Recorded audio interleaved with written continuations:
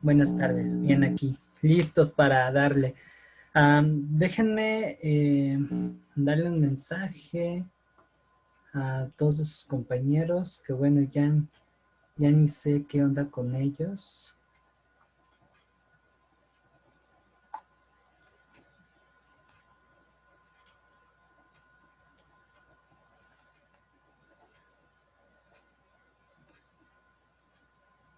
¿Qué tal, profe? ¿Cómo está? Hola, muy bien, Emiliano. No sé si podrías subirle un poquito más a tu volumen porque casi no te oyes. Vale, vale, ya se me escucha mejor. Ya un poquito mejor, muy bien, muy bien. Vale, profe, gracias. De nada, denme un segundito más y ya andamos.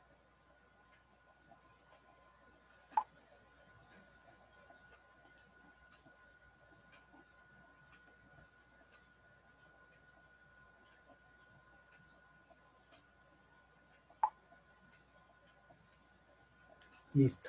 Ojalá que se puedan conectar porque en el caso de Baltasar, de Jael, nada más estuvieron unas 2 sesiones y se fueron. Entonces, no sé a qué se deba, pero en fin. Vamos a comenzar. El día de ayer nos quedamos con lo que es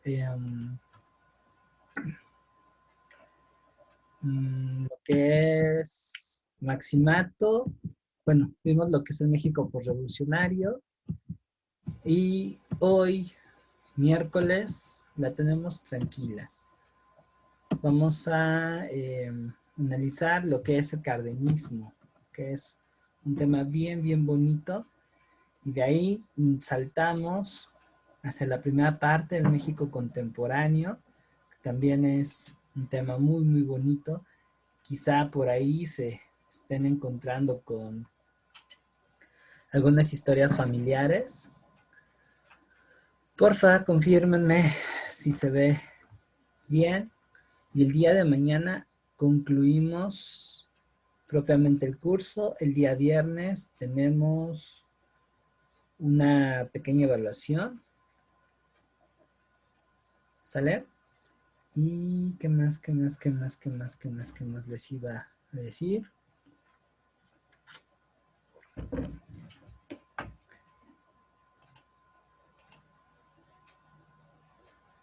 Gracias.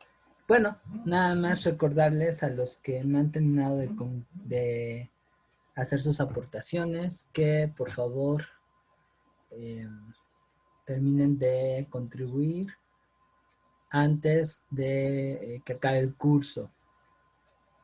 Bueno, Dayana, entiendo eso y pues ni modo. Ahora sí que otra vez a ver el video, ¿sale? Pero yo sé que tú podrás. Aunque Es que sí espérenme. los... Ay, Ay, perdón. perdón. No, perdón, es que sí los he estado viendo, pero como con esto de la escuela y que es un desastre ahorita mi preparatoria, entonces sí como que me cuesta trabajo acomodar mis horarios que ya tenía. Ok. Bueno, no te preocupes. De cualquier manera, es un ejercicio de práctica. No te estreses. Además, bueno, tú ya tienes un arsenal para poder acreditar mis exámenes. La idea es practicar, creo yo, con una repasada. Si has atendido las indicaciones y las sugerencias del taller de estudio, pues no creo que tengas problemas. Ojalá que puedas estar el viernes. Ojalá que puedas estar el viernes, ¿sale? ¿Alguien más va a faltar mañana por cuestiones de tomarse la foto? Yo, profe, a mí me toca mañana como a las 12. Bueno, a las 12, dice en mi ficha. A las 12. Ok. Ok, ¿qué podríamos hacer? ¿Se quieren desmayanar? Porque dado que dos de las chicas que más han estado al pendiente con esto, lo que podremos hacer para seguir avanzando todos juntos y que tengan eh, la clase es que nos conectemos más temprano por esta ocasión. Como ven, nos podríamos conectar a las 8 de la mañana, tener la clase de 8 a 10. ¿Qué les parece? Yo no podría por las clases de la prepa. Ah, estás en preparatoria. Ok. O bueno, tengo también Igual yo, maestro, tengo clases. vientos. Entonces ya sé, lo que podríamos hacer es mover por única ocasión la sesión de mañana, no sé si les quede mejor, en vez de tenerla a las 2 de la tarde, pasarla a la noche, o sea, vernos de 8 a 10. ¿Cómo ven? ¿Les acomoda mejor? O no sé si quisieran el sábado. A mí se me complica un poquito el sábado, porque de hecho tengo que salir. Entonces sí, no me sería posible y además estoy tomando un curso en las mañanas de manejo de O emociones. hasta el lunes para que, pues como es el examen, como por así decirlo, final, pues no sé, o algo así. O Como sea, veamos. quieren que mañana no nos veamos, la clase que tendríamos la pasaríamos para el viernes y el lunes hacer el examen. De mi parte estaría muy bien, pero claro, como opinan mis compañeros, tampoco quiero retrasarlos. Bueno, también podría ser esa posibilidad, pero sería aquí quedar en consenso. Yo no tengo problemas en extender un día más el curso. No sé, ¿cómo ven? Estamos hablando, Melanie, de ver qué onda mañana porque hay varias chicas que van a sacarse la foto mañana y no alcanzan en el horario. Entonces, estamos proponiendo si nos vemos en la noche o el sábado. Ah, no te preocupes. Pues a lo mejor sí recorrerlo una clase pues sería pues buena opción.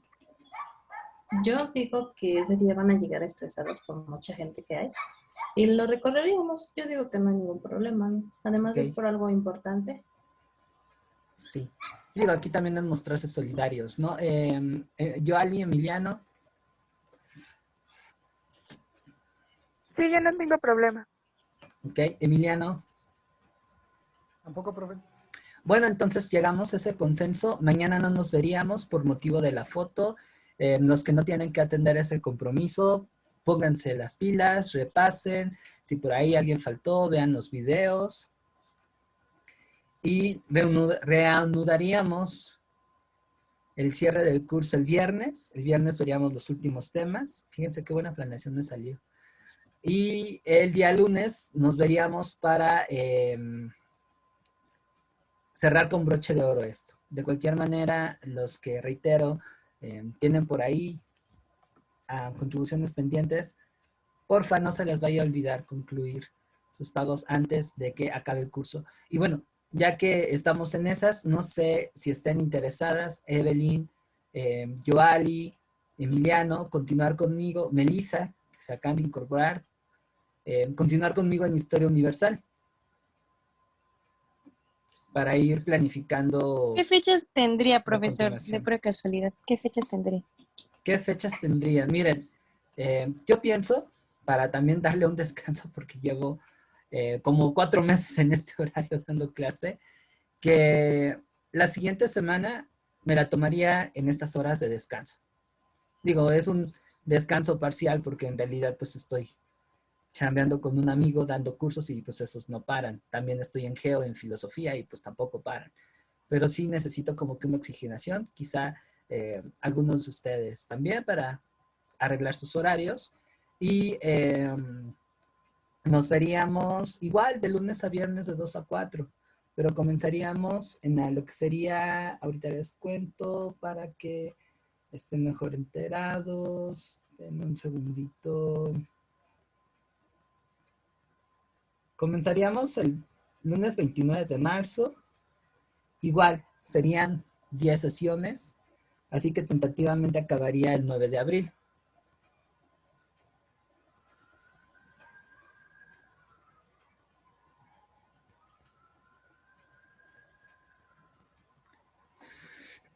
Igual, Melanie, si quieres retomar el curso de Historia de México porque no estuviste en todas las sesiones, pues estaría de perlas. ¿Cómo ven? ¿Los considero ustedes? Porque... Universal, ¿no? Ajá, sería universal, sí. Sí, las considero ustedes porque, bueno, son el núcleo y serían como la base para abrir el taller. Si me dicen que sí, pues bueno, yo ya lo estaría promoviendo en los grupos de Facebook para ver quiénes están, pero si ustedes me dicen que sí, ya con eso tengo para que se abra. ¿Vale? Entonces empezaría el 29 de abril y acabaría tentativamente el 9 de, perdón, el 29 de marzo y el 9 de abril.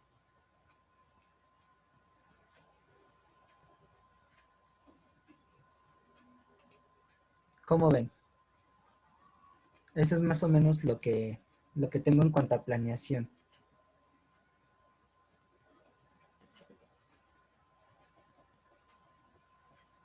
A mí sí me interesa, pero se lo confirmaría el lunes. El lunes, ok.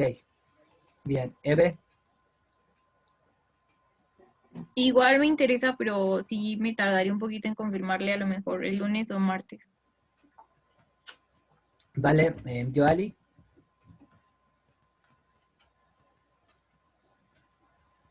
La verdad no, yo la verdad no creo porque pues esa materia es mi favorita, entonces pues es así. No ok. requeriría como apoyo en esa. Muy bien, perfecto. Y me sorprende que Historia de México te genere problemas, pero bueno. Melissa, Hoy sí, no puedo con esta. Yo le estaría confirmando porque es que como voy a empezar con otros cursos, pues ajá, no sé si tenga espacio porque sí están como que agotadores de 9 como a 3 de la tarde, entonces sí, no sé, órale, déjeme veo. Sí, ok. es que sí están medio pesados. Que te hizo entrar en ese punto, pero bueno, está medio brutal. Y también comentarles, los que no han tomado ese taller, eh, de sobreviviendo al examen, de técnicas pedagógicas. Eso lo tengo planeado empezar el sábado 3 de abril, 3 y 4 de abril. Tentativamente sería un horario de 11 de la mañana a 1 de la tarde. Serían 16 sesiones repartidas en 8 fines de semana, o sea que nos iríamos todos los fines de abril.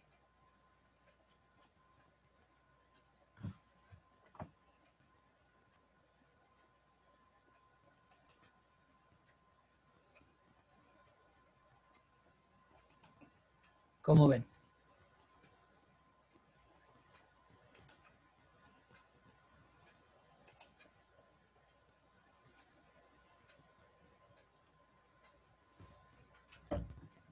Bueno, ahí piénsenlo por favor, para ver si lo abro y pues bueno, ahí andamos, ¿sale?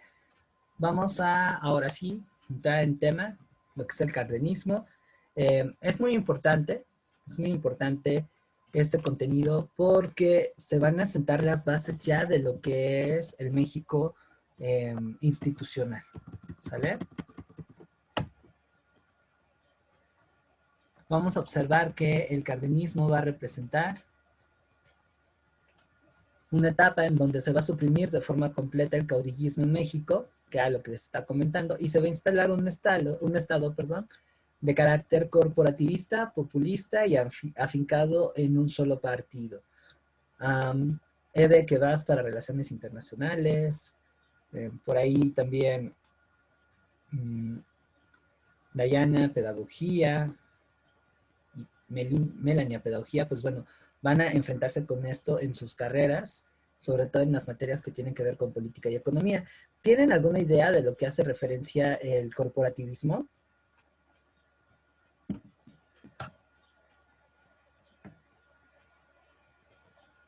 Yo no. Ok. Yoali, Emiliano. Tampoco yo. No, yo tampoco. No, Bueno, creo que les lo expliqué en la sesión anterior, si no, lo vuelvo a traer a colación. Cuando hablamos de corporativismo, estamos haciendo referencia a un Estado que va a aglutinar a los diferentes sectores de la sociedad a través de organizaciones que él pueda controlar, ¿sale? Pongo como ejemplo el caso de los obreros. Ellos van a situarse en lo que es la CTM. Bueno, con Cárdenas va a nacer la CTM, que va a ser una organización integrada por sindicatos, pero esos sindicatos van a tener líderes que van a ser controlados a su vez por el líder de la CTM, que a su vez va a formar parte de el gobierno. Usualmente el líder de la CTM era también un representante de cargo público, por ejemplo, lo que es diputados, senadores, ¿no? Entonces, de esa manera, el Estado va a controlarlo. Lo mismo tenemos, por ejemplo, ya con Cárdenas, la Central Nacional Campesina, que va a aglutinar a todas estas organizaciones campesinas, y en donde el gobierno va a tener incidencia. Lo mismo va a suceder con Canacintra, que es la institución que va a representar a los empresarios, etcétera, etcétera, etcétera. Y estas organizaciones, en el caso de México, van a integrarse al PRI. Así es que eso nos va a ayudar a entender que no va a haber más adelante lo que es una democracia sindical, y va a ser un mecanismo en el cual pues el PRI se va a poder perpetuar en el poder, ¿sale? Cuando hablamos de populista, estamos haciendo referencia a un gobierno que va a enfocarse en tomar medidas de carácter social. Por ejemplo, hoy con López Obrador, pues tenemos una versión muy chafa de populismo, porque solamente da dádivas. Son necesarias esas políticas asistencialistas, pero no atacan el problema. Cárdenas también se considera populista, porque él, a diferencia de AMLO, por ejemplo, sí va a generar políticas que va a llevar a una mejoría social de carácter firme, no solamente aparente. ¿Sale? Y la ideología del gobierno de Cárdenas, que es algo izquierdoso, pues va a orientar hacia eso. Paulatinamente lo vamos a ir viendo conforme avance la sesión. ¿Sale? ¿Dudas hasta aquí con esos términos? Populismo, corporativismo. El de corporativismo como que no me quedó muy bien. Es muy sencillo. Te digo que el Estado va a auspiciar la creación de una organización que a su vez va a controlar un sector de la sociedad. Ponía como ejemplo el obrero. Los obreros van a armar, sí, sindicatos, pero estos van a estar controlados y sujetos e integrados a la CTM. De esta manera, el Estado va a controlar a través de los líderes sindicales a los trabajadores. Lo cual, por ejemplo, a mediano plazo va a impedir que haya una democracia sindical. Porque muchos de estos líderes, los cuales se van a prestar más adelante a la corrupción, pues van a trabajar no a favor de los agremiados, sino a favor del gobierno. Lo cual va a desarrollar más adelante, ya con Ávila Camacho, otra peculiaridad del Estado mexicano, que va a ser el clientelasgo político. O sea, yo ayudo a ese sector si ese sector va a marchas que van a apoyar a mi candidato. ¿Sale? Entonces, digamos que del corporativismo, gracias a la corrupción y a la injerencia del gobierno en los asuntos, en este caso de los trabajadores, pues va a dar pie a un clientelasgo político. ¿Sale? Eso se va a ver de una manera más abierta durante los años 40. ¿Sale? No sé si pude responder tu duda, Eve. Sí, gracias. De nada. Y bueno, eso se va a reproducir con los campesinos, con los empresarios, y va a ser una de las características pues más sobresalientes del gobierno mexicano, ¿vale? Bien, ¿alguna otra duda, comentario? No, profesor, muchas gracias. Bueno, ahora esto va a ir orientado a darle una estabilidad y continuidad al gobierno, lo cual Cárdenas, lo vamos a ver más adelante, va a irlo cimentando a través de una serie de acciones que van a permitir que el PRI, que bueno, lo que hoy conocemos como PRI, pero que en épocas de Cárdenas es el Partido de la Revolución Mexicana, vaya a perpetuarse por el poder durante 70 años. Les digo, Cárdenas sienta las bases para que este partido dominara el gobierno por mucho, mucho tiempo, a través de estas redes, ¿sale? Ahora, también Cárdenas va a ser importante porque va a desarrollar las bases del estado de bienestar, que ese también es un término que deben de manejar bastante bien. Recuerden que cuando hablamos de estado de bienestar, estamos haciendo referencia a un tipo de estado que interviene en la economía, que promueve el trabajo, que plantea el crecimiento económico desde la industria nacional, que va a intentar invertir en mejorar la calidad de la vida de la gente, pero para que ésta se vuelva una consumidora mucho más activa. Esto no quiere decir que el estado de bienestar abandone las desigualdades propias del capitalismo, ¿sale? Las bases del estado de bienestar van a estar originadas a partir de las políticas de Keynes, quien plantea un modelo económico de economía mixta, y ya en referencias políticas, pues casi de forma simultánea a lo que plantea Cárdenas, vamos a ver estas medidas conocidas como New Deal que se van a dar como reacción a la crisis del 29. Básicamente en eso va a consistir el estado de bienestar. ¿Dudas hasta aquí? No. Muy bien. No. Ok.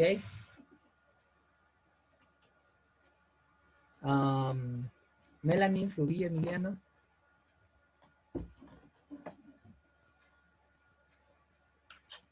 No, profe. Ok.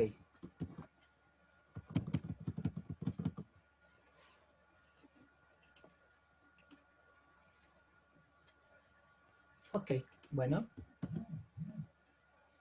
Entonces, ahora sí ya nos vamos a meter de lleno en lo que involucra Cárdenas. ¿Qué aspectos políticos vamos a tener con este señor?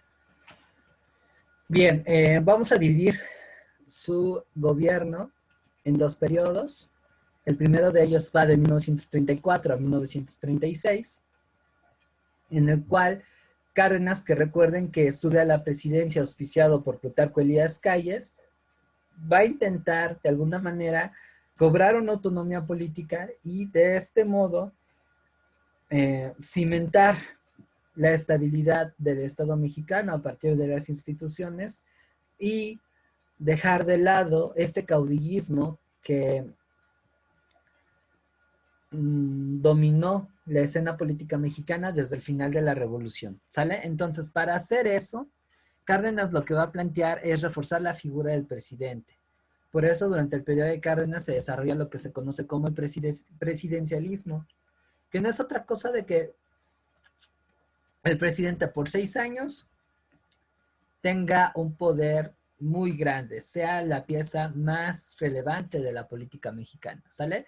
Para lograr hacer eso, sin que Plutarco Elías Calles detectara qué onda, lo que va a hacer es generar un capital político propio a través de redes y alianzas que van a estar a su favor. De ahí que sea importante, por ejemplo, el que él comience a atender al campesinado mexicano. Le va a dar un reconocimiento y una identidad política a través de la fundación de la Central Nacional Campesina. Y no solamente eso, vamos a ver que también desde lo económico va a favorecer a este sector social. Eso va a hacer que Cárdenas comience a tener una presencia independiente de lo que venía Calles. Y lo hizo tan inteligente que Calles no se va a percatar de ello. Otra cosa es que también va a limpiar el estado de gente que va a apoyar a Calles, ¿sale? Para ello va a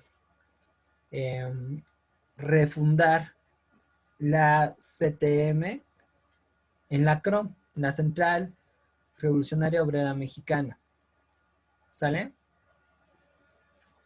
Esto quiere implicar que poco a poco Calles se quede sin autoridad y el presidente, que en este caso es Cárdenas, vaya teniendo una mayor presencia, ¿sale? Lo mismo va a suceder con el ejército, va a remover a la gente que está a cargo que está a favor de Calles y va a poner militares que estén a su favor. Adelante, Melissa. Yo tengo una duda, profesor. ¿Sí? ¿A partir de cuándo o de qué personaje como tal es cuando empiezan ya a elegirse como tal los presidentes? O sea, ¿El no dedazo? que, bueno, yo te puse a ti. Sí, Ajá. es el dedazo. A ¿Hasta partir de cuándo este ya se señor. deja de hacer eso? ¿Hasta cuándo se dejó de Ok, hacer? perfecto. O sea, con él inicia. Y ahorita vamos a ver por qué. ¿Y hasta cuándo se deja de hacer? Ok. Híjole. Esa postura parcialmente se comienza a quitar ya cuando entra México el neoliberalismo. Cuando el gobierno y particularmente el presidente pierde poder a favor de otros grupos, como por ejemplo los empresarios. Y eso lo podemos ver, por ejemplo, ya de una manera más clara después de Cedillo. Todavía con Salinas y con Cedillo tenemos un dedazo, pero un dedazo ya más vulnerable, ya no tan abierto, como se ocurrió, por ejemplo, con el resto de los presidentes. Y ya definitivamente con Fox, no. De hecho, me atrevo a decir que ya en fechas más recientes, y eso lo vamos a ver el viernes cuando veamos neoliberalismo en México, ya el gobierno se redujo tanto su presencia y tanto su dominio, que son otros poderes de facto que hay en el país quienes prácticamente lo gobiernan. Por lo menos yo distingo dos grupos. No, se silenció. Me estuvo cayendo la censura, pero por lo menos yo distingo dos grupos. El primero de ellos es el capital extranjero. Los empresarios extranjeros tienen mucha decisión en lo que ocurre en México, desde las transnacionales hasta gente que viene de la OCDE, del Fondo Monetario Internacional y del Banco Mundial, que bueno, eso es algo lógico en cuanto a que esas instituciones son fundamentales y tienen un protagonismo enorme durante la globalización. El segundo elemento que pues de alguna forma le pone al tú por tú al Estado son los empresarios. El gran capital mexicano, o sea, gente como Azcárraga Gallín, ¿quién más tenemos por ahí? Carlos Slim, para citar un caso, todos estos grupos, ¿sale? Que plantean que pues mueven la política y esos grupos pues van a ser defendidos por el PAN y el PRI mayormente, el PRD también. O sea, todas luces lo que ellos hacen va en beneficio de ese gran capital, de esos grandes empresarios. Por eso el PG, que bueno, es un gobierno que no deja de tener esa influencia, pero que de alguna manera pretende recuperar algo de la autoridad que el Estado había perdido, por eso no lo quieren también, aunque no tomen buenas decisiones, pues va a confrontarse con esa élite empresarial, porque ya no va a dar tanto su mano a torcer. Sin embargo, eso no quiere decir que esté trabajando para el pueblo o que realmente rompa con ellos. Al contrario, ahora me parece que ha habido un cambio de dirección en sus políticas, como que me huele a que el señor dobló las manitas y ya paulatinamente se está cargando hacia ese rubro, ¿no? Pero bueno, ese es con respecto al dedazo que con él se instituye. Y la idea de que el presidente nombre a su sucesor es para justo darle una continuidad. Y ahorita vamos a ver la lógica del por qué Cárdenas va a elegir a Manuel Ávila Camacho y no, por ejemplo, a Francisco Mujica, que era una persona muy cercana al proyecto que traía Cárdenas, incluso un tanto más radical. Ahorita vamos a entender por qué al final Cárdenas se decanta por Manuel Ávila Camacho, que va a ser una figura más neutra, más estando en el centro y más cercana a los intereses empresariales. Ahorita vamos a ver por qué. Después de que acabe de explicar lo que es el cardenismo, van a entender la relación. ¿Sale? Sí, muchas gracias, profesor. Bueno, ya que la figura del presidente queda de alguna manera reforzada, entonces sí va a tener la oportunidad y el poder para hacer ciertas reformas que van a pegar, además de calle, le van a golpear a los empresarios y a la iglesia, ¿sale? Entonces, de ese modo, el segundo corte de tiempo que vamos a ver, el 36 al 40, va con la idea de fortalecer el carácter corporativista del Estado mexicano, ¿sale? Como caso de esto, tenemos justo el destierro de Calles. Que bueno, Calles se va a poner al tiro porque Cárdenas va a tocar justo los intereses de algunos empresarios que tenían buenas migas con Calles. Entonces ya cuando Calles se dio cuenta que su chamaco, porque así le decía, se le había subido a las barbas, ya nada podía hacer. ¿Sale? Ahora, algo muy relevante también dentro del aspecto político de Cárdenas es que en 1939, ya para barrer cualquier influencia del caudillismo, va a haber una transformación dentro del PRI. El PRI, hagan de cuenta que es Freezer o que es algún Pokémon. Tiene evoluciones, un Digimon, ¿sale? La primera fase del PRI, el PNR, va a acabar en 1939 y se va a convertir en el Partido de la Revolución Mexicana, el PRM, ¿sale? La idea de este cambio es darle un nuevo cariz al Estado mexicano, a las instituciones, no más caudillos, no más calles, ¿sale? Otro de los elementos políticos que hay con Cárdenas es que debido a las medidas económicas y sociales que va a aplicar, de las cuales voy a hablar más adelante, va a tener una rivalidad, una oposición con el empresariado mexicano, con la iglesia, y entonces esa parte conservadora, religiosa de la sociedad mexicana va a fundar su propio partido, el Partido de Acción Nacional, que lo va a fundar Manuel Gómez Morín, en 1940. Y durante mucho tiempo va a ser una oposición tolerada por el PRI. Y siempre, siempre, siempre se va a mostrar como un partido de derechas que además va a ser tradicional, sumamente conservador, y hasta la fecha es así, y que pues entre otras cosas va a defender los intereses de la Iglesia Católica. ¿Sale? Esta misma élite va a tener otra postura política más radical que va a ser el sinarquismo. El sinarquismo es un movimiento totalitario mexicano, muy parecido a lo que ocurre en España con el falangismo español. Sin embargo, Cárdenas aquí también muy inteligentemente va a saber tratar ese movimiento y los va a mandar muy lejos, literal, hasta Baja California, en donde les va a permitir fundar una colonia, pero por sí solo esa gente, ese movimiento va a languidecer y perder fuerza. Al mismo tiempo lo va a diluir. Sin embargo, algunos de esos elementos van a acabar en el PAN y eso pues también nos ayuda a entender por qué ciertos integrantes del PAN son ultraderechosos. ¿Sale?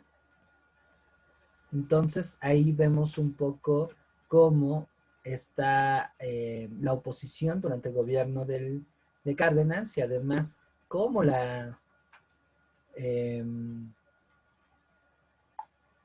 contraflujo, no sé. ¿Sale? ¿Dudas hasta aquí?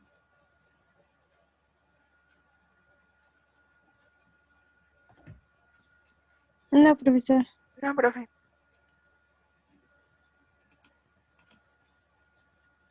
Ok, ahora vayamos a los aspectos económicos del cardenismo.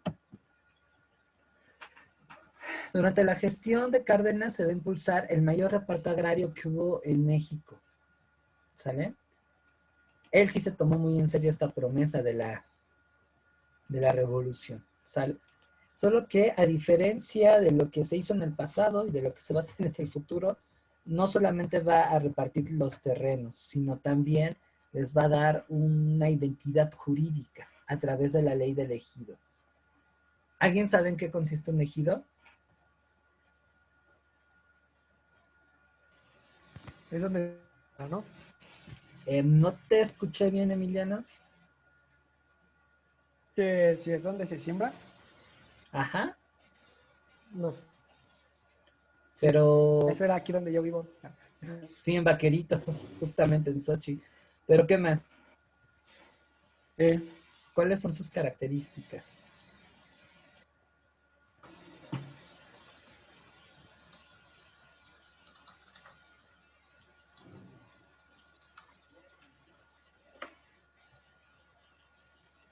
Básicamente, ¿cómo funciona?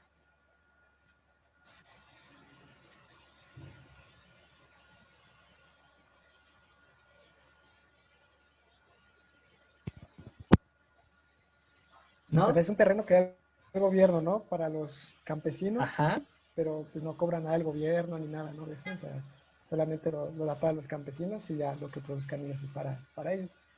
ok, va por ahí, muy bien. Melissa, adelante.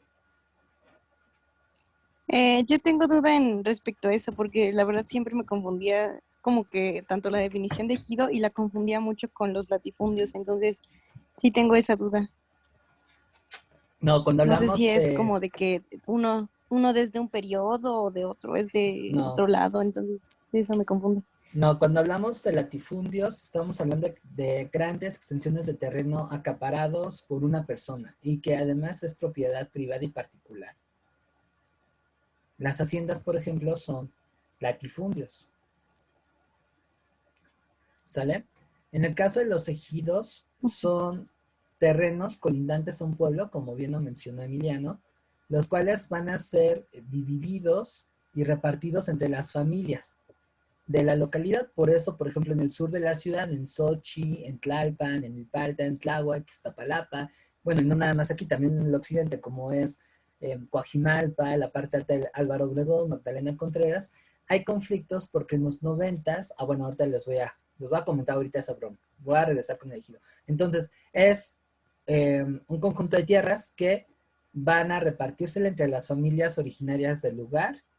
Estas familias van a trabajar esa tierra, van a heredar su parcelita a las diferentes generaciones. El gobierno los va a apoyar con lana para que produzcan y va a haber una cláusula que va a impedir que los latifundios absorban a los ejidos. Y es que la parte del terreno, o digamos, si una familia quiere vender sus tierras a otros, solamente puede hacerlo si el comisariado del pueblo y, digamos, el consejo ejidal están de acuerdo. ¿Sale? No, no por sí mismo va a darse eso. La idea de esta ley, que es una reforma del artículo 27, es para proteger al ejido. Ahora, Cárdenas no solamente repartió tierras así, sino que también hizo otras cosas, como darles dinero para que produzcan, maquinaria, semilla. O sea, el cuate hizo todo un sistema integral para ver qué show. ¿Sale? ¿Dudas hasta aquí? No, muchas gracias, profe, me quedó más claro. Perfecto. Ahora les cuento la segunda parte de la historia. En el 92 hubo otra reforma del artículo 27 en el que Carlos Salinas de Gortari transforma la propiedad del ejido, que si ustedes se percataron es un tipo de propiedad mixta entre propiedad comunitaria y propiedad privada. Ahora él la va a transformar en propiedad privada. Entonces cada fulano puede vender su parcelita sin necesidad de que el consejo o el comisario estén de acuerdo. ¿Sale? Obviamente eso va a favorecer, por ejemplo, a todas estas empresas que se dedican a hacer desarrollo urbano. Por eso en la Ciudad de México, en los 90s, va a crecer todavía más el urbanismo, sobre todo en el sur. Ahora, esto va a ir acompañado de una total indiferencia del gobierno hacia el campo. Entonces el campo entra en crisis, no produce, no tiene dinero, coincide también con el inicio del Tratado de Libre Comercio. Entonces más bien los productos agrícolas que vienen del exterior comienzan a invadir el mercado mexicano. Entonces el mercado se enfrenta a una competencia con la que no puede enfrentar. Agréguenle que no hay insumos, entonces eso hace que el campo mexicano pues deje de ser rentable, que eso no ocurre con Cárdenas, eso viene arrastrándose desde los 50, pero con Salinas, pero con Salinas se da mucho más. Entonces, ¿qué hace la gente, por ejemplo, del sur de la ciudad? Termina vendiéndole sus terrenos a las constructoras o a particulares. Entonces eso generó una migración hacia los pueblos originarios de la ciudad. Piensen, por ejemplo, acá en Sochi se crean colonias, pero esas colonias vienen de gente que recién llega, que evidentemente tiene una cultura y una forma de ver la vida totalmente distinta a la originaria. Y esas son las raíces, por ejemplo, de algunos problemas que existen en el sur de la ciudad.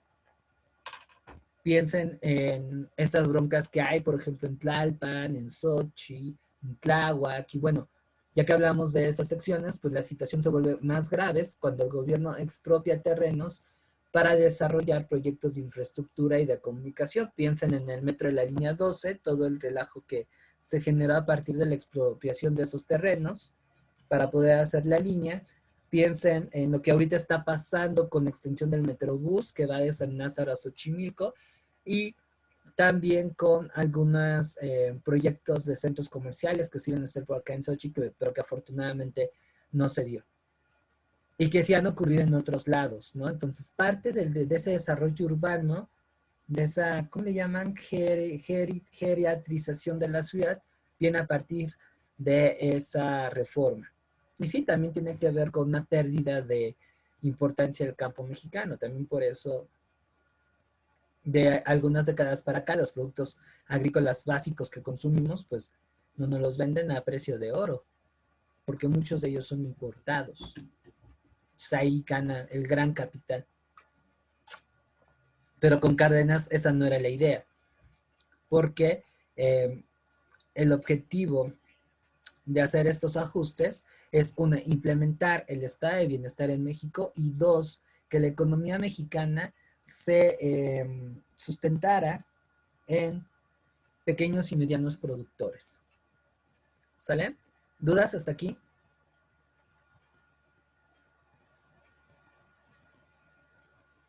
No, profe, ninguna. No, profesor. Igual no. ¿Sale? Por ahí, Joali, Hebe, Melanie. No, profe. No, todo bien. No, Ok. igual todo bien. Perfecto. Complementando un poco estas medidas, con Cárdenas también lo que se va a hacer es un programa de nacionalizaciones. Es decir, que muchas empresas particulares van a ser compradas o expropiadas por el gobierno.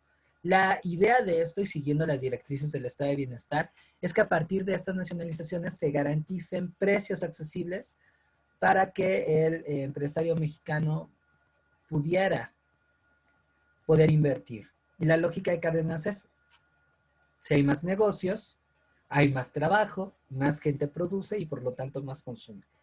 Otra vez, hay una cláusula del estado de bienestar. Para eso, pues el gobierno va a controlar lo que se conoce como rubros económicos estratégicos, donde la idea, reitero, es generar un precio accesible. Y entonces tenemos que con Cárdenas se expropia lo que son los minerales, se crea Minerales México, también va a nacionalizar los ferrocarriles, entonces Ferromex llega a existir, y bueno, la nacionalización más grande de Cárdenas y la más popular, pues es la expropiación petrolera, que por cierto, dicha expropiación tiene un origen a partir de un conflicto obrero-patronal, en donde los empresarios extranjeros, envalentonados, van a mandar a la goma la decisión de la Suprema Corte de Justicia y del presidente, y eso involucró que Cárdenas, también haciendo una demostración de fuerza, expropie petróleos, ¿sale? Todas estas empresas petroleras. Y eso va a involucrar el nacimiento de Pemex, ¿sale? ¿Dudas hasta aquí?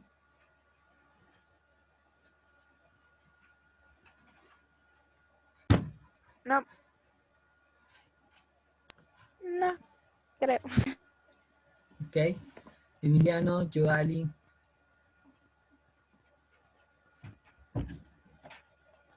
no, profe.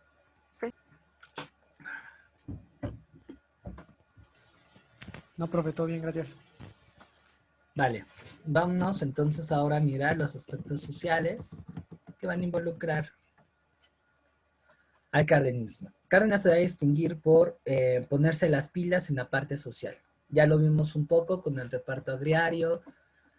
Ahora nos vamos a centrar en la parte educativa. La idea de Cárdenas de impulsar la educación en México es que se eleve el capital cultural de las personas y de esta manera puedan obtener mejores empleos. Además, al sentar las bases de la industrialización con todas esas expropiaciones, Cárdenas se percata que necesita cuadros tanto técnicos como de profesionistas que empujen esta industrialización. Así es que la base de esta campaña educativa, que por cierto mis pedagogas la van a ver, va a ser el artículo 3, que va a ser denominada como educación socialista. ¿Sale? La idea es que la educación realmente sea funcional, sea práctica, sea útil, que esté basada en la ciencia, en la razón. En esa época el ámbito educativo mexicano está hecho un cotorreo y mucho de ello, como está sucediendo ahorita otra vez, está teniendo bastante protagonismo la educación privada. Y una de las cosas que me encantó de Cárdenas es que llegó a decir, un mexicano no tiene que pagar por su educación. ¿Sale? Entonces, eso va a golpear a las instituciones privadas que pues están haciendo un negociazo de la educación y también a la iglesia. De hecho, eso es lo que va a provocar el conflicto con Calles, la educación socialista. También aquí tenemos, por ejemplo, un antecedente del voto femenino, en donde a nivel municipal las mujeres ya podían votar. Se intentaba dar una educación sexual desde primaria, qué bonito hubiera sido eso, pero bueno, al final ya no se armó. Siguiendo con este parámetro del proyecto de nación que traía Cárdenas, va a crear el Instituto Politécnico Nacional en 1935. Sí, creo que sí es, en 1935. Y esto con la idea de generar una fuerza de trabajo especializada que pudiera ayudar a la industrialización del país. Se tenía idea, fue en el 36 en la Ciudad de México, fue en el 36, no en el 35. Se tenía la idea que con el poli también los hijos de obreros y campesinos pudieran subir su calidad de vida. Por eso tiene también, y está influida por un modelo educativo que proviene de Francia, un politécnico francés, incluso es militarizado, y eso es algo que también el poli va a tener. ¿Sale? De ahí ese antagonismo y esa rivalidad con la UNAM. La UNAM siempre se caracterizó por ser medio Popov. Así que bueno, ahí tenemos esa cuestión. Incluso en la geografía en donde se funda el Politécnico se nota. Es una institución que está cercana de las industrias y de los barrios obreros, a diferencia de la UNAM, que está en el centro, que también es una zona medio nice. ¿Sale? Además de esa institución, la ENA, Escuela Nacional de Antropología e Historia, mi alma mater, va a ser fundada. Y ahorita vamos a ver en la parte cultural por qué. Otras instituciones que Cárdenas va a fundar van a ser las escuelas normales rurales, que por cierto ahí la idea no solamente era formar cuadros profesionales de la educación, sino que esas instituciones formaran realmente líderes. ¿Sale? Líderes de su comunidad. De ahí que nos ayuden a entender, por ejemplo, que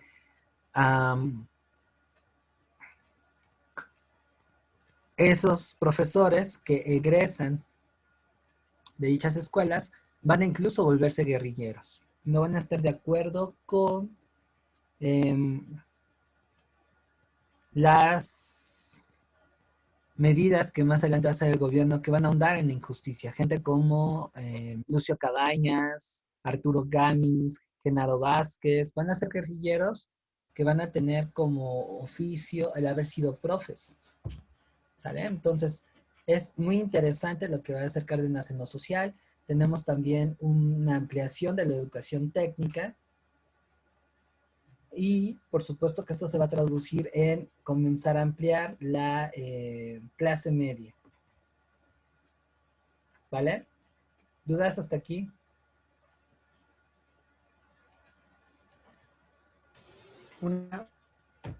¿Las Cárdenas estudió y dónde estudió? ¿Mandé? Lázaro, ¿qué estudió y dónde? Cárdenas no estudió, fíjate, él, hasta donde yo sé, era hijo de unos comerciantes. Ahí Ok. de Michoacán. Pero no fue, no estudió. Ahorita checo un poco cuál de su biografía para darte una mayor certeza. No, No, prácticamente él era hijo de comerciantes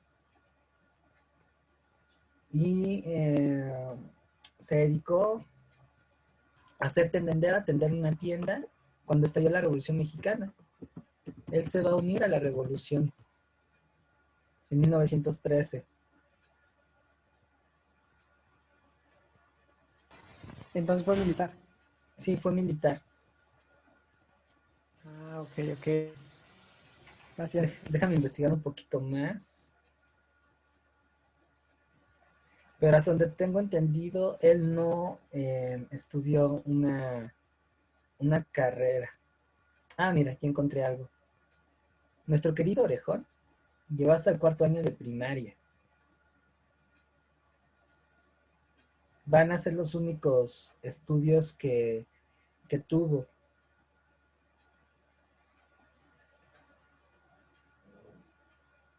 Y ya desde ahí, bueno, más adelante, en el 1909, va a tener estudios de caligrafía. Y básicamente es autodidacta. Va a trabajar en la Secretaría de la Prefectura y después va a laborar como tipógrafo.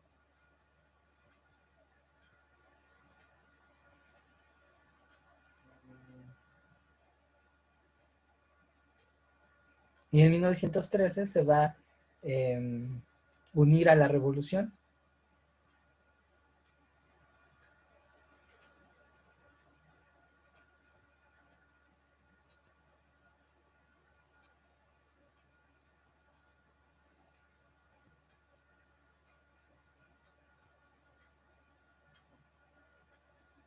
Y va a ser constitucionalista como militar.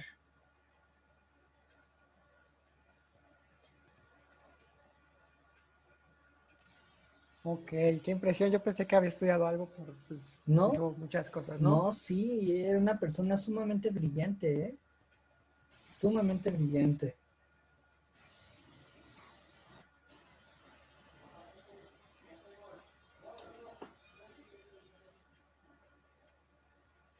Adelante, Dayana.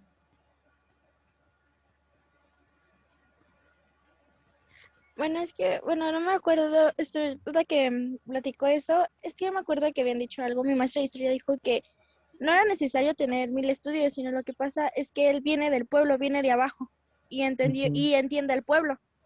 Entonces le fue más fácil tener ese tipo de estrategias porque él viniendo de abajo sabía cuáles eran las necesidades a atender y que incluso pueden generar ganancia, no para generar mejor economía. Exactamente, exactamente. Y sí, en donde él va a cobrar un ascenso va a ser durante la última etapa de la Revolución Mexicana, cuando se mantiene leal a los constitucionalistas, y sobre todo cuando se vuelve un seguidor de Calles. Pero pues, les digo, ahí los proyectos cambian. Calles planteaba lo que sería el caudillismo, y Cárdenas no, él visualizó que la educación, el Estado tenía que irse orientando hacia las instituciones, ¿sale? Y bueno, en ese sentido, el señor pues tuvo una claridad impresionante. Evidentemente va a tener sus bemoles, como todas las figuras históricas, pero entendamos el entorno. Y bueno, eso no escapa que en lo personal yo ponga a Cárdenas como mi primer top 10 de personas que fueron excelentes figuras políticas, ¿eh? Creo que en mi top 10 está Cárdenas, porque bueno, no se enfrenta a un escenario cualquiera, y sobre todo el hecho de neutralizar a Calles, que también era, perdón por la expresión, un cabronazo, habla de que para cabrón, cabrón y medio. Y eso no lo hace una persona que no tuviera claridad con las cosas. Yo creo que pondría Cárdenas en mi primer top. Después sería Díaz, que bueno, no soy favorable a él, no me agrada, pero considerando su entorno, lo que hizo, el colmillo político que mostró, si es así de no jodas, estás muy cañón. En el tercero pondría a Calles, por ese colmillo político que también mostró, y en el cuarto sí ocuparía al Benito Juárez. Creo que son, a mi gusto, las figuras más importantes dentro de la historia política mexicana. no creo que otros personajes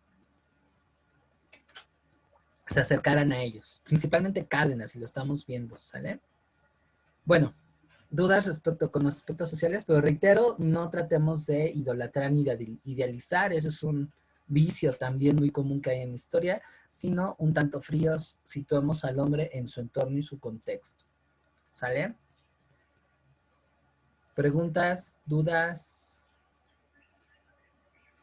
comentarios?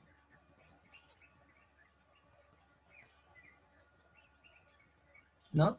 Ahora, también tenemos que comprender que Cárdenas hizo lo que hizo gracias también al respaldo social que tuvo. Eso es algo que no debemos de eludir. Como lo comentó bien Dayana, desde abajo tuvo ese apoyo y ese apoyo es el que le permitió hacer todo eso. Que bueno, algunas consecuencias van a llevar a otros derroteros. Sí, completamente de acuerdo. Completamente de acuerdo contigo. ¿Sale? Y bueno, dentro del ámbito cultural, Cárdenas va a continuar con la línea del nacionalismo. Durante su gobierno nace lo que hoy conocemos como el cine de oro mexicano. La película de Pancho Villa, vámonos con Pancho Villa, también está haciendo referencia a que Cárdenas se reconcilia con otras fuerzas revolucionarias que hasta hace poco eran ignoradas, marginadas, desdeñadas, ¿no? Aquí, por ejemplo, se comienza a forjar este mito de la Revolución Mexicana en el que todos son cuates, ¿no? A mí todavía me llegó a tocar en mis clases de historia de primaria esa concepción de la revolución. No era todos contra todos que en algún momento llegamos a ver, ¿no? También hay una película que me resulta muy interesante que se llama El Cementerio de las Águilas, que es la única película que trata sobre la guerra del 47, México contra Estados Unidos, pero que además de eso muestra una sociedad unificada, integrada a esta cuestión de la cultura nacional. La idea es el que por aquellas épocas el totalitarismo está arribando, también en el 39 estalla la Segunda Guerra Mundial, entonces aunque México no es dado a participar en conflictos armados internacionales, estaba el riesgo, entonces se necesitaba unificar a la sociedad. También por eso era muy importante en esta época la historia, el patrimonio cultural, se tenía una idea de reforzar esta identidad mexicana que partía del nacionalismo. ¿Sale? Muchos de los mitos y de los arquetipos que hoy conocemos y que definen lo mexicano, aquí se empiezan a delinear. ¿Sale? Tuvieron un arranque en el México postrevolucionario, pero con el cardenismo se refuerzan. Y eso es algo que se va a mantener por lo menos hasta principios de los 80. Le digo, ahí el neoliberalismo va a generar un punto de quiebre. ¿Sale? Por cierto, en la película del Cementerio de las Águilas sale Jorge Negrete sin bigote. Que eso es algo muy, muy interesante. ¿Vale? ¿Preguntas, dudas, comentarios?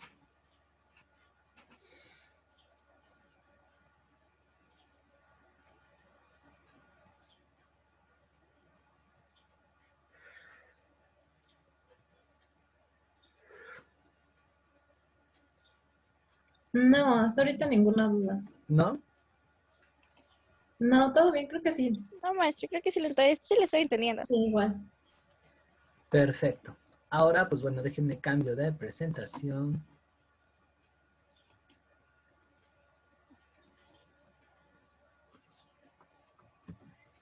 Y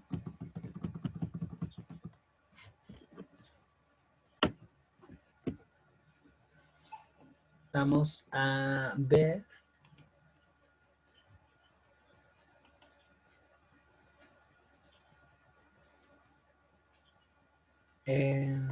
¿dónde te tengo? Aquí estás. La primera parte del México contemporáneo.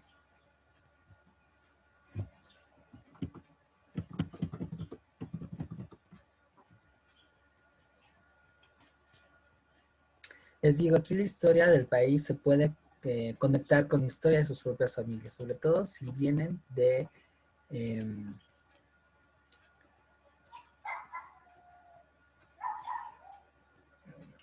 familias que emigraron.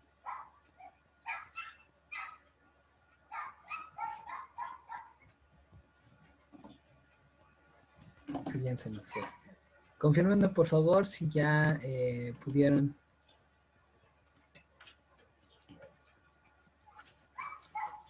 Ya se mira. ¿Ve? Ok.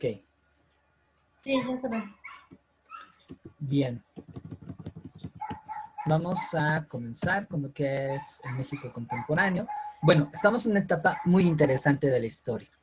Entre 1940 y 1982, México va a experimentar una serie de transformaciones que van a dar pie a un periodo de parcial estabilidad política, económica, social y cultural. O sea que lo que deja Cárdenas va a transformar de punta a punta al país, ¿sale?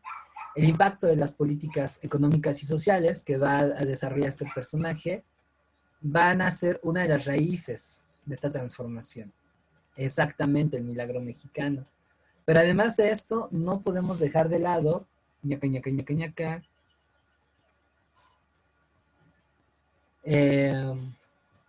la Segunda Guerra Mundial, que eso es algo muy relevante que vamos a ver. Y también tenemos que considerar la evolución política del Estado mexicano. Eso es algo que tenemos que plantear claro, ¿no? Esto va a comenzar desde el estado de bienestar y por supuesto que va a cimentar su carácter corporativo y clientelar. Eso es algo que ya habíamos tocado, ¿sale? Vamos a ver el primer periodo de cambios. Al final, o mejor dicho, al inicio del gobierno de Ávila Camacho, que va a ser el sucesor de Cárdenas, va a comenzar un periodo que se conoce como sustitución de importaciones. Aquí voy explicando la historia de México a partir del modelo político que es el estado de bienestar, que de alguna manera ya lo habíamos visto con Cárdenas. Posteriormente vamos a aterrizar en las políticas económicas, en este caso es la sustitución de importaciones, y posteriormente vamos a ver cosas más detalladas que son los principales acontecimientos que hubo durante dichos periodos presidenciales, ¿sale? Entonces, bueno, hablando de la sustitución de importaciones, va a comenzar con la gestión de Manuel Ávila Camacho y se va a extender a la de Miguel Alemán Valdés. Cuando hablamos de sustitución de importaciones, estamos haciendo referencia a que el país va a empezar a producir aquellos bienes manufacturados que provenían de los Estados Unidos, lo cual va a implicar un crecimiento de la industria nacional. La razón es porque, recuerden, en 1939 estalla la guerra y entonces todas las potencias industrializadas van a virar hacia una economía de guerra. Entonces esto implica que el país va a tener un desabasto, ¿sale? Entonces, ante esa demanda, México no le queda más remedio que empezar a subsanarla con bienes propios. De esta manera, también se va a observar un crecimiento económico bárbaro para el país, ¿sale? ¿Dudas respecto a lo que se conoce como sustitución de importaciones?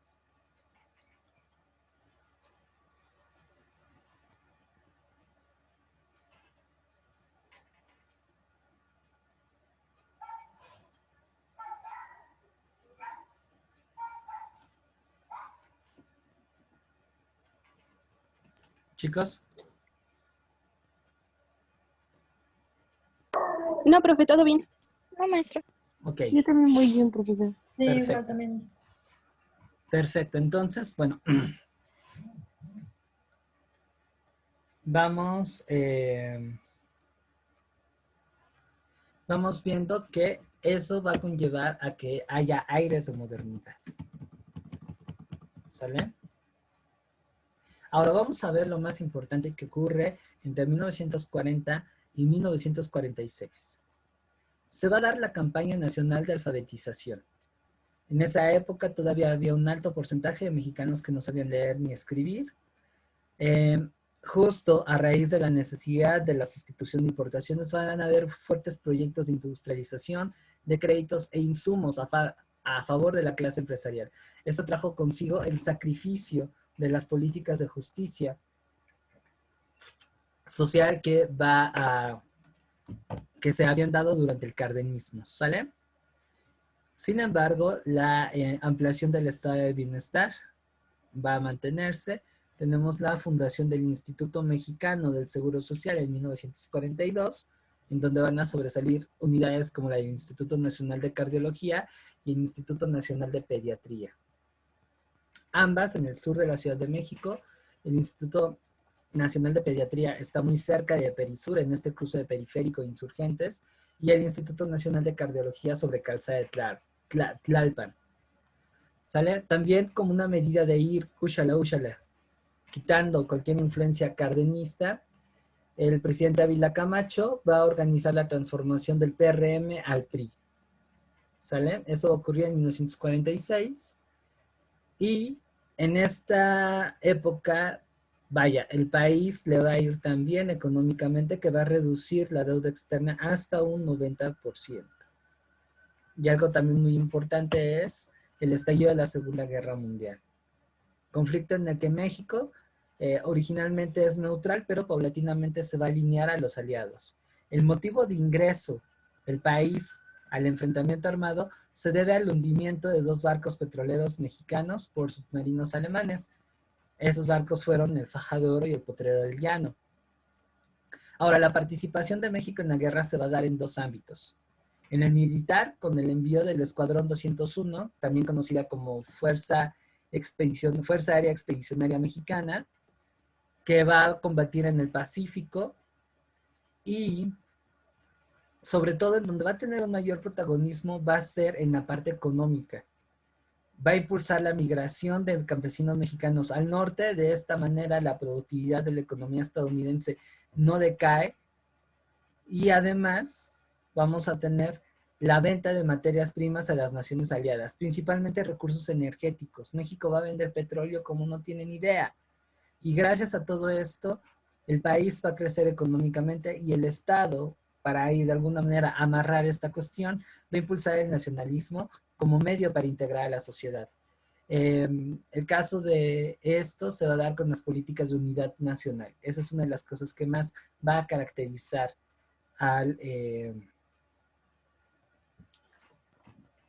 al gobierno de Ávila Camacho. ¿Sale? ¿Dudas hasta aquí?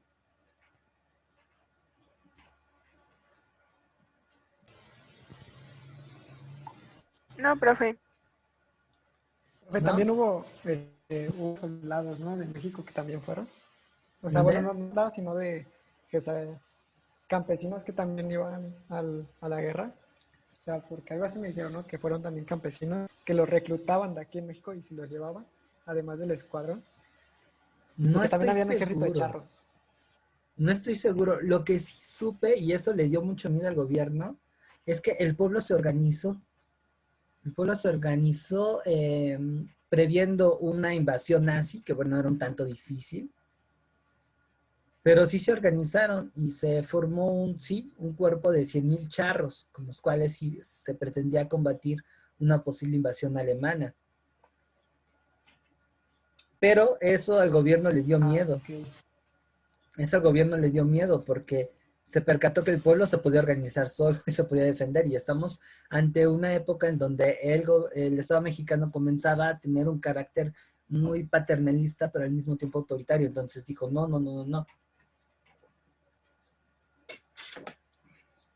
Si esto se mantiene, pues al rato estas medidas, estos resortes políticos que permitieron que el PRI se mantuviera tanto tiempo en el poder, pues iban a caer. Entonces sí, de hecho Sedena dijo, no, espérense, nosotros los vamos a cuidar. ¿Sale? Así que bueno. O sea, tenían miedo de que dieran un golpe de Estado o algo así, por cómo se organizaban. Ándale, de que realmente pidieran democracia. Ok. Y muchos de esos charros que estaban dispuestos a combatir a los nazis eran veteranos villistas y zapatistas. O sea, gente que de muy joven peleó en la Revolución Mexicana. y que para ese entonces rondaban los 50 años.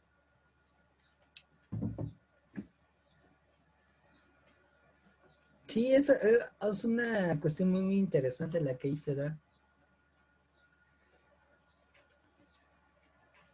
¿Sale y vale? Una duda, porque antes todos estaban Sí. armados. O sea, antes era legal estar Sí, armado antes aquí era en México. legal y hasta era parte de la cultura mexicana. Lo podemos ver hasta en las películas. Ok, ok. Sobre todo en el interior de la República.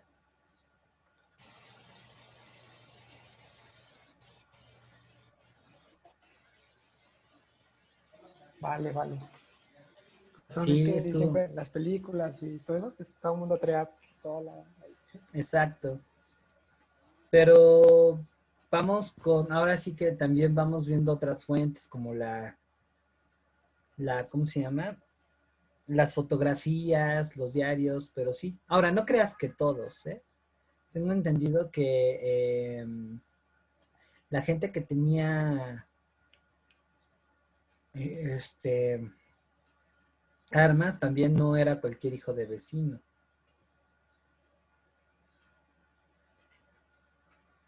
Era alguien que tenía lana.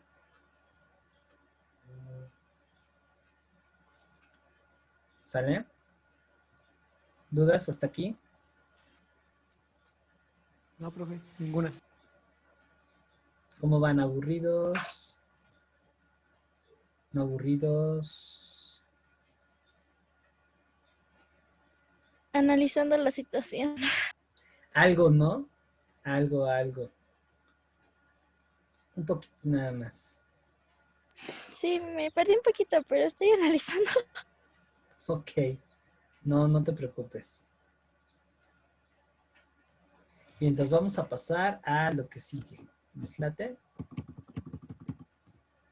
Bueno, después del gobierno de Cárdenas, perdón, de Calles, Calles de Ávila Camacho, va a estar el gobierno de Miguel Alemán Valdés.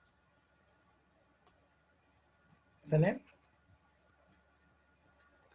¿Qué va a suceder aquí? Pues él va a continuar con este plan de desarrollo que se había iniciado con lo que había hecho Ávila Camacho. Va a fomentar la inversión privada en el campo mexicano, lo cual eso ya nos lleva a ver la perspectiva que tiene, o sea, se rompe ya aquí totalmente con lo que se planteaba con Cárdenas. Aquí ya los empresarios mexicanos van a tener mayor cobijo en detrimento de las clases populares. Y eso va a conllevar a que el estado de bienestar cada vez se ampare más. En este caso se van a detener los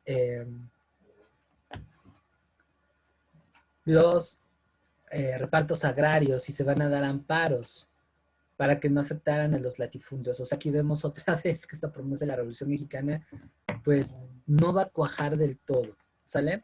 Entre otras cosas que van a ocurrir con Miguel Alemán Valdés va a ser la fundación del Banco de Monte de Piedad, que eso es algo muy importante. Petroquímica Nacional, otra vez aquí vemos la intervención del gobierno en la economía, la Constructora Nacional de Carros Ferrocarrileros, Diesel Nacional, el Patronato del Ahorro Nacional, y además va a complementar estas medidas económicas que van a ser conocidas como crecimiento desde adentro. ¿Sale? O sea que Miguel Alemán Valdés va a dar un repunte a lo que ya había hecho Ávila Camacho. Dato cultural, durante su periodo también se va a fundar Ciudad Universitaria, 1952. Su futura escuela para muchos de ustedes. ¿Vale? ¿Dudas hasta aquí?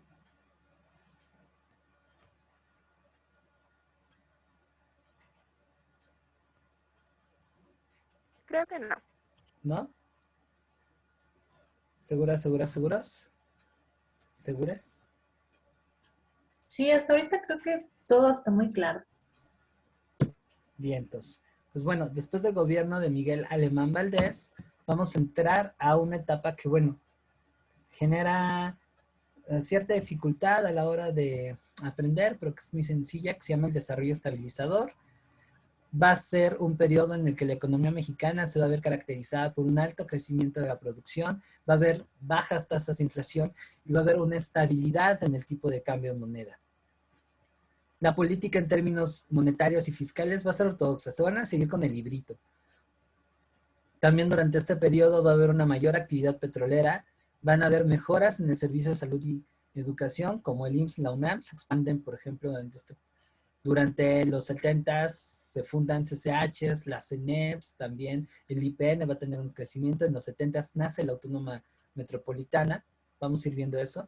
La inflación va a estar por debajo del 3% y va a haber un acuerdo entre economías latinoamericanas bajo el liderazgo de Estados Unidos, que va a ser conocida como la Alianza del Progreso. El desarrollo estabilizador lo vamos a dividir en 3 periodos, lo que va a ser el milagro mexicano propiamente, el desarrollo estabilizador como tal, y la última etapa va a ser conocida como el modelo compartido. Estos son los presidentes que va a abarcar el desarrollo estabilizador.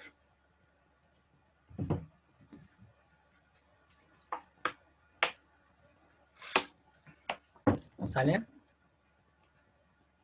Ahí me faltó poner a Adolfo Ruiz Cortines. Ahorita lo vamos a conocer. Es este señor. Ahora, la primera etapa del desarrollo estabilizador va a ser conocida como el milagro mexicano.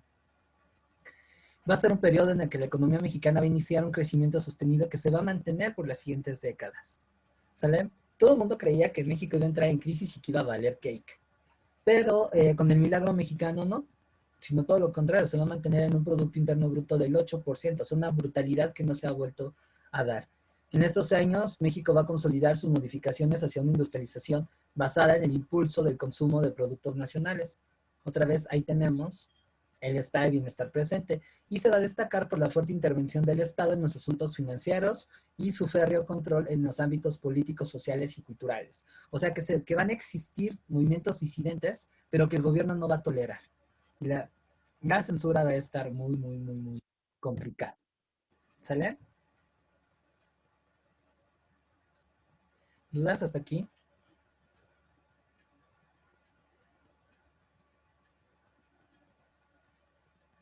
Adelante, Melanie. Sí, fue algo bueno, pero el sector agropecuario fue como, lo hicieron a un lado por el sector industrial. Bueno, en ese entonces. Exactamente. Aparte hubo mucha corrupción en ese entonces, a pesar de que había muchas cosas buenas. Y la tecnología se quedó ahí. Eso, Bueno, bien eso dicho, yo sé. bien dicho. Sí, digamos que una de las limitantes de este periodo es justo eso. Justo eso, la cultura de la corrupción se va a empezar a dar mucho en los 50s y sobre todo en los 60s y 70s. Bueno, ya desde Miguel Alemán Valdés habían cosas muy duras por ahí. Y bueno, la tecnología, eso va a implicar una dependencia hacia los Estados Unidos. Muy buena participación. Y ya que tocaste el rollo del campo, eso es lo que nos ayuda a entender por qué en los 60s y 70s aparecen grupos guerrilleros. ¿Va? Vamos a seguir con esto. Vamos a ver que entre 1952 y 1970 van a ocurrir cosas muy interesantes. La primera de ellas en el 53, y esto les va a gustar a mis queridas estudiantes de orientación feminista. Saquen el paliacate morado para que festejen, porque el voto femenino se va a lograr por fin en 1953. Ahí es el pináculo de una larga lucha que empezó desde la misma Revolución Mexicana. No nos olvidemos de estas chicas que estuvieron peleando, que estuvieron presionando no solamente por una justicia social, sino también por un reconocimiento. Y en el 53, por fin. ¿Sale? Para que vean que sí es benéfico salir de vez en cuando a las calles. Ahora también ya en la segunda mitad de los 50 tenemos la creación de la Comisión Nacional de los Libros de Texto Gratuitos. Esto es con Adolfo López Mateos. Beneficiando a la clase obrera, tenemos la modificación del artículo 23 que va a implicar un reparto de las utilidades.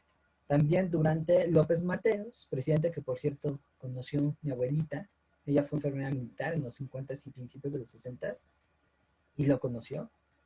Él, a quien también decían Adolfo López Paseos, va a hacer un montón de viajes que le va a permitir firmar acuerdos comerciales con Japón y con Estados Unidos y Europa Occidental.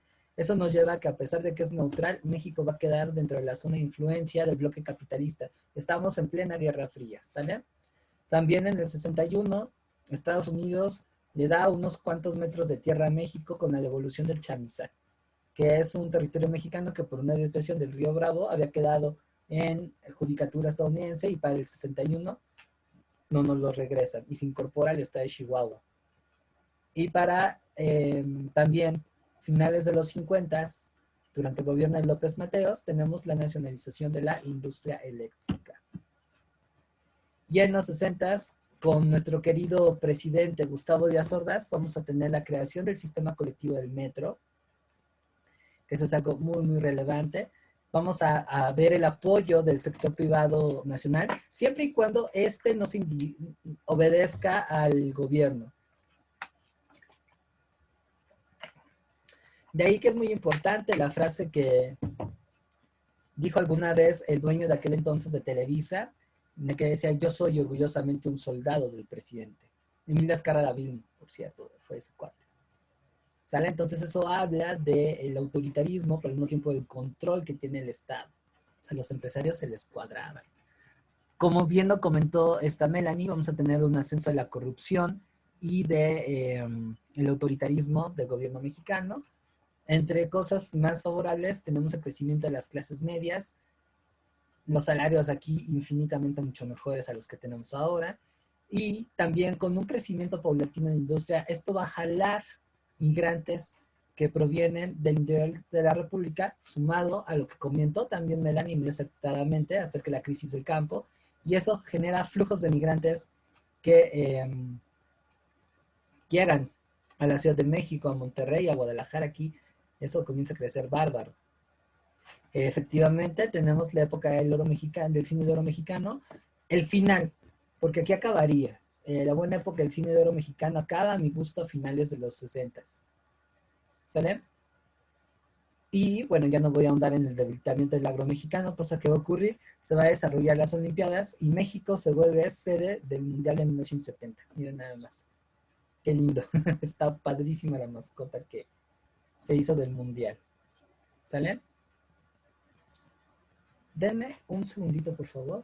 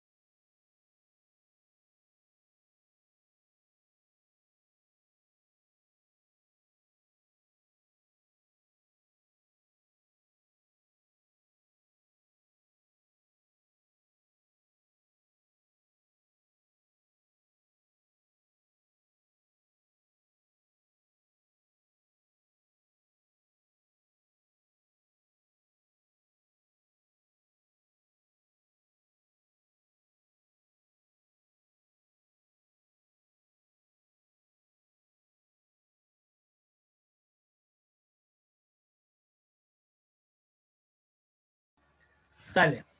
Entonces, vemos que los años 60, ¿sí, Emiliano? Una duda, ¿qué tan relacionados con los Juegos Olímpicos y lo de Tlatelolco? O sea, la matanza de Muy estudiantes. relacionados, muy relacionados. Y justo eso lo iba a tocar cuando, cuando abordemos el movimiento estudiantil, pero lo antecedo. El Estado mexicano no quería tolerar ningún tipo de disidencia, no quería dar muestras de ser un gobierno débil. Entonces, la represión al movimiento estudiantil del 2 de octubre va a ir en esa línea, de demostrar que el gobierno sabe y tiene con qué mantener a raya las cosas y que México es un país súper estable.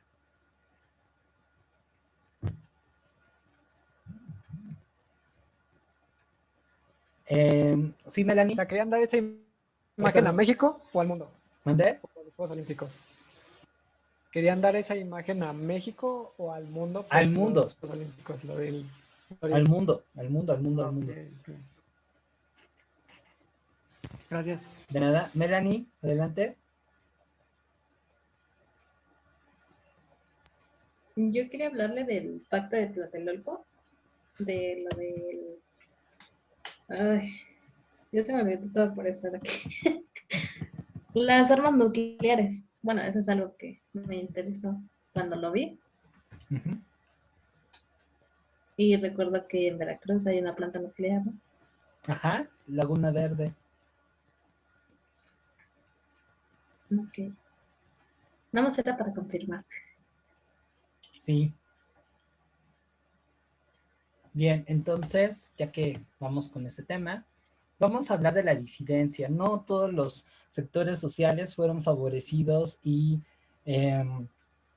obtuvieron beneficios de esto. Al contrario, desde la década de los 40 y a finales de los 50, pero en los 60 van a haber cada vez más episodios de oposición al Estado. No digamos de la élite conservadora, porque ellos como que van a no estar de acuerdo, pero no van a decir nada, sino de los sectores periféricos. No quiero hablar de la palabra pueblo, pero sí de lo que son los trabajadores, los campesinos, pero algo muy interesante es que esto también viene desde la clase media. Recuerden que la clase media va a ser la principal favorecida de las medidas del gobierno y desde ahí van esas disidencias. Lo que buscaban eran mejores condiciones de vida y una apertura política. Y eso lo podemos ver con este rosario de eventos. Para el 59 tenemos la huelga de los ferrocarrileros con Demetrio Vallejo, que acabó, por cierto, bastante mal. Luego en el 61, los maestros normalistas, que bueno, históricamente han tenido muy malas situaciones del trabajo, van a hacer una huelga que va a acabar mal. Parte de las razones de esta huelga es que su sindicato sea independiente a lo que dicta y manda el gobierno. ¿Funciona? No. Luego en el 62 van a matar a traición junto con su familia a Rubén Jaramillo, quien va a ser el primer líder guerrillero contemporáneo. Él va a defender los intereses campesinos de Morelos, del estado de Morelos. Y bueno, desafortunadamente esa es una de las graves manchas que va a tener el gobierno de Adolfo López Mateos. Lo van a matar cerca de Xochicalco. No solamente a él, sino a su esposa, quien creo estaba embarazada y tenía un hijo de como 9 años. Luego los problemas no se acaban, tenemos una agitación por parte de los médicos, profesión que también enfrenta mucha precariedad. Y tenemos la manifestación del Instituto Politécnico Nacional. ¿Sale? Entonces eso va a llevar a que el Estado va a sortear todos esos, todas esas broncas con el uso de la fuerza. Y bueno, el caso más emblemático es el del 68. ¿Sale? Que aunque se origina a partir de un tumulto estudiantil, va a exigir básicamente el respeto de las garantías individuales, la apertura política y el que el Estado no se mete incluso en aspectos privados. No solamente es un movimiento en contra de el modelo político que imperaba en aquella época, sino también en contra de una sociedad y de una cultura que es tremendamente autoritaria y paternal. Creo que esa es una de las cosas más hermosas del movimiento del 68. Y cabe señalar que si bien los estudiantes son una punta de lanza, se va a distinguir esta iniciativa de las anteriores porque va a aglutinar a otros sectores. No solamente salen los estudiantes, amas de casa, ferrocarrileros, enfermeras. Y bueno, también desafortunadamente va a ser un movimiento en donde el Estado mexicano, por lo que ya les había comentado, va a hacer uso de toda esa fuerza. ¿Sale? Eso va a ser algo muy, muy importante. Aquí en esta infografía que está bien, bien bonita, básicamente se sintetiza el movimiento del 68 y que va a ser clave porque va a impulsar un proceso de democratización de la sociedad, va a aparecer la sociedad civil como una entidad distinta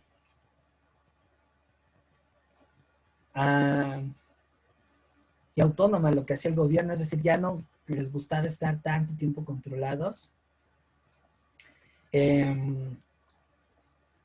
También es un movimiento de alcance nacional, aunque el epicentro es Ciudad de México, vamos a tener iniciativas en casi toda la República, y bueno, desafortunadamente el 68 va a representar la manera en cómo el Estado quiere, o mejor dicho, resolvía los problemas. Si no era por corrupción, era a través de la represión. Y bueno, las secuelas van a llevar a que para el 88 hubiera una apertura democrática, así de importante fue. También el 68 va a representar para algunos que, dado a que el gobierno no quiere dialogar, no queda otro remedio que la vía armada. El 68 va a impulsar movimientos guerrilleros que se van a dar sobre todo en la primera mitad de los años 70. ¿Sale? Y bueno, si tienen la oportunidad de leer la presentación en sus pantallas, fíjense en lo que declara Gustavo Díaz Ordaz más adelante. Les guste o no, salvé a México en el 68. Todo se puso en la balanza y estoy muy contento de haber servido a mi país. Salimos adelante. Ahora, también una figura muy importante en las medidas de represión es el entonces secretario de Gobernación, Luis Echeverría Álvarez, quien va a ser presidente después de Gustavo Díaz Ordaz. ¿Sale? ¿Qué me pueden decir del 68?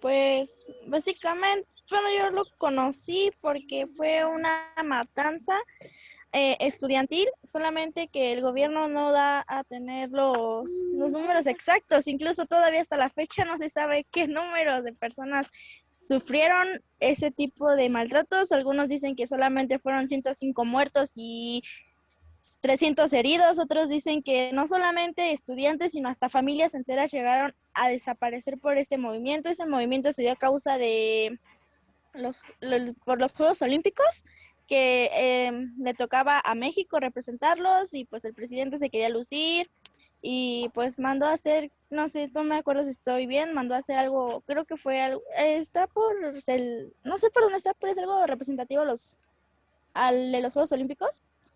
Y pues también empezó a generar mucho descontento porque pues también la economía no estaba muy fácil para tener ese tipo de gustos o ese tipo de sustentos grandes y empezaron a tener ese descontento. También otro descontento creo que fue que querían aumentar, no sé si la colegiatura, no estoy segura, y pues los estudiantes pues más que nada no fue tanto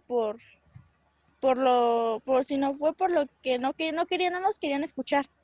Entonces ellos fueron, el gobierno se enojó porque pues ya estaban llegando incluso reporteros de varios países, que incluso hasta varios reporteros desaparecieron por el mismo movimiento que empezaron a apoyar. Y aparte de ser disfrazado con los Juegos Olímpicos, pues fue más representado como pues la matanza de varios estudiantes y de familias. Y algo que me resultó muy interesante era cómo los mataban, incluso se hacían pasar por los estudiantes y los mataban, pero creo que se reconocían por tener un guante blanco en la mano. El batallón Incluso así era Olimpia.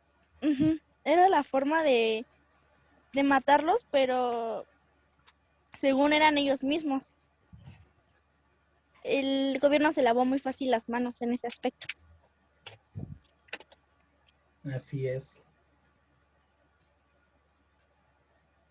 Así es. Adelante, Melanie.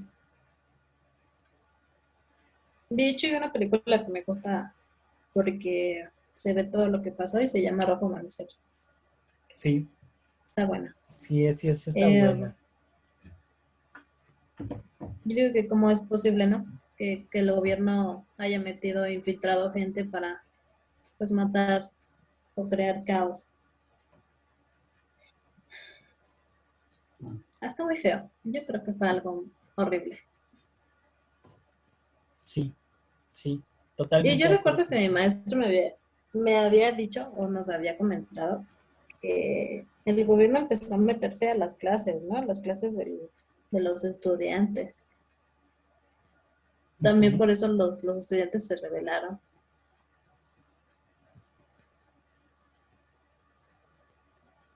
Exactamente. Y ya. Exactamente. Emiliano. Yo lo que sé era de que les querían quitar la autonomía, ¿no? A la UNAM. Por eso fue por lo que se enojaron los de la UNAM, porque les querían quitar su autonomía.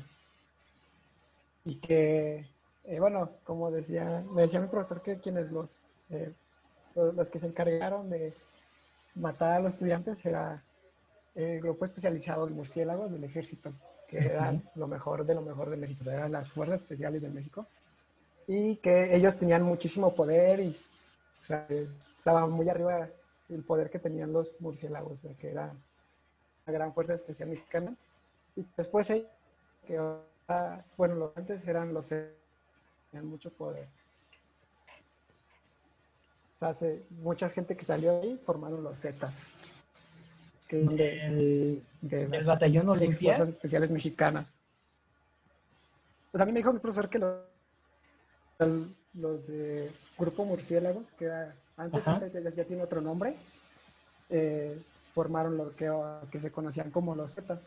O sea, que eran ex marinos, ex gente del ejército mexicano, eran los Zetas. Esa no me la sabía. Sí, yo lo que tenía entendido es que los Zetas, como los maras salvatruchas, se forman, o por lo menos su núcleo, a partir de diferentes cuerpos de élite, que más bien provienen de los ejércitos de Centroamérica, que, bueno, los ocuparon durante el periodo de la Guerra Civil y la dictadura. O sea, se acaba esa etapa, estos cuates se quedan sin chamba y conforman lo que son los Zetas y los maras. No sabía ahí de esa cuestión del gobierno.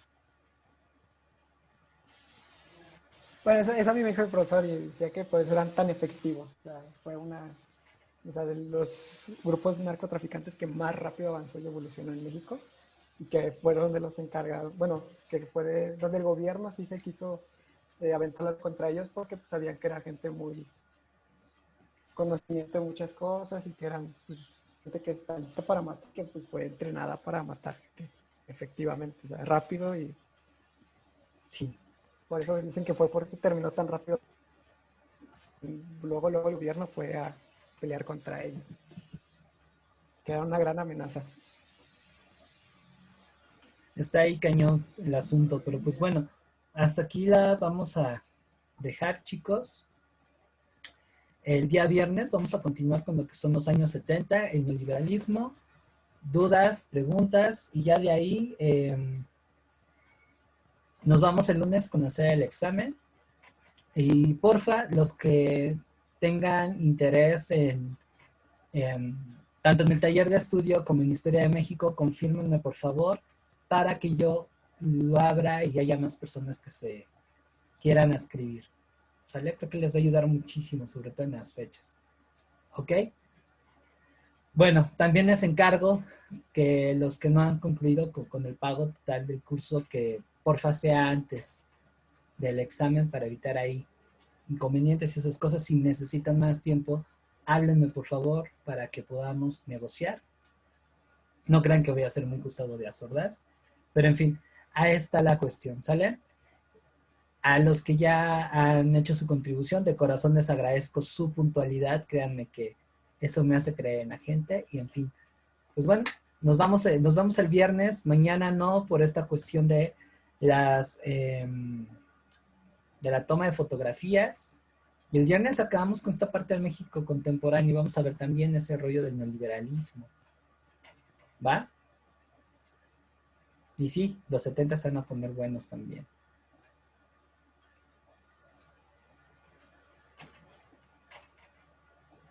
Pues sin más, chicos, les agradezco. Tengan una excelente tarde. Muchas gracias, hasta luego. Hasta luego. Nos vemos. Hasta luego, Melanie. Gracias, profe. Hasta luego. Hasta luego. Muy buenas participaciones, también.